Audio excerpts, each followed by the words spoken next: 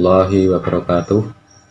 Alhamdulillahirrabbilalamin. Pada kesempatan kali ini kita akan melanjutkan membahas topik wirausaha produk rekayasa sistem teknik.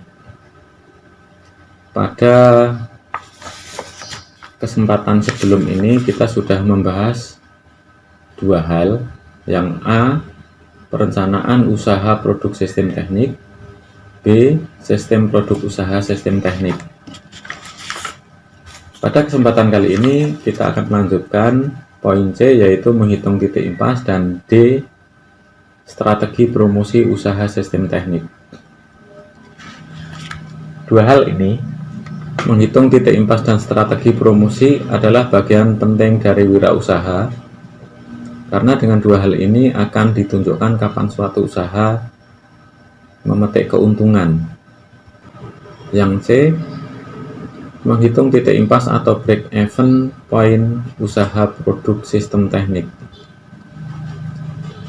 Analisis BEP merupakan alat analisis untuk mengetahui batas nilai produk atau volume produksi suatu usaha untuk mencapai nilai impas, yang artinya suatu usaha tersebut tidak mengalami keuntungan maupun kerugian. Suatu usaha dikatakan layak jika nilai BEP produksi lebih besar dari jumlah unit yang sedang diproduksi saat ini, dan BEP harga harus lebih rendah daripada harga yang berlaku saat ini, di mana BEP produksi dan BEP harga dapat dihitung dengan menggunakan rumus BEP sama dengan total biaya dibagi dengan harga penjualan. Berikutnya analisis break even point. Analisis break even point atau BEP digunakan untuk mengetahui jangka waktu pengembalian modal atau investasi suatu kegiatan usaha, atau sebagai penentu batas pengembalian modal. Produksi minimal suatu kegiatan usaha harus menghasilkan atau menjual produknya agar tidak menderita kerugian. BEP adalah suatu keadaan di mana usaha tidak memperoleh laba dan tidak mengalami kerugian. Evaluasi hasil perhitungan titik impas. Jika saat garis total revenue atau total pembiayaan berada di atas garis total cost,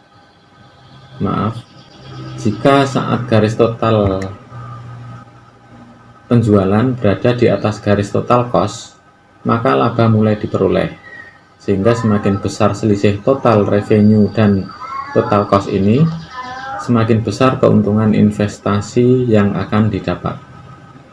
Oleh sebab itu, evaluasi hasil perhitungan BEP diperlukan agar bisa diketahui apakah usaha tersebut dapat memberikan keuntungan atau kerugian. Berikutnya adalah strategi promosi usaha sistem teknik. Pemasaran produk peralatan sistem teknik tidak hanya berhubungan dengan produk, harga produk, dan pendistribusian produk, tetapi berkaitan pula dengan mengkomunikasikan produk ini kepada konsumen. Untuk mengkomunikasikan produk ini perlu disusun strategi yang disebut dengan strategi promosi, yang terdiri dari 4 komponen, yaitu periklanan, promosi penjualan, publisitas, dan penjualan tatap muka. Tujuan utama mempromosikan sebuah produk meliputi 1. Memberikan daya tarik khusus bagi para pelanggan. 2. Meningkatkan angka penjualan. 3. Membangun loyalitas konsumen. Promosi perusahaan memang sangat penting karena mempengaruhi hasil penjualan suatu barang atau jasa, dan tentunya itu sangat berdampak besar terhadap berlangsungnya aktivitas suatu perusahaan. Yang terakhir adalah manfaat adanya kegiatan promosi. Manfaat yang nomor 1, mengetahui produk yang diinginkan para konsumen. Manfaat kedua, mengetahui tingkat kebutuhan konsumen akan suatu produk. Manfaat ketiga, mengetahui cara pengenalan dan penyampaian produk hingga sampai kepada konsumen. Manfaat keempat, mengetahui harga yang sesuai dengan kondisi pasar. Manfaat kelima, mengetahui strategi promosi yang tepat kepada para konsumen. Demikian